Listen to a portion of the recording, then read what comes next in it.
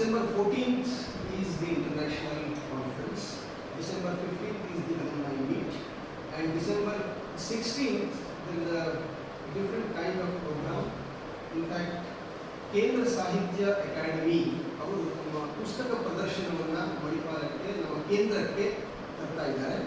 ಮತ್ತು ಆ ಸಂದರ್ಭದಲ್ಲಿ ಪ್ರೊಫೆಸರ್ ಮನು ಚಕ್ರವರ್ತಿ ಇವರು ಪ್ರೊಫೆಸರ್ ಯು ಆರ್ ಅನಂತಮೂರ್ತಿ ಅವರ ಕುರಿತು ಬರೆದಂತಹ ಇಂಗ್ಲಿಷ್ ಪುಸ್ತಕ, ಅದನ್ನು ಕೇಂದ್ರ ಸಾಹಿತ್ಯ ಅಕಾಡೆಮಿ ಪ್ರಕಟಿಸಿದೆ.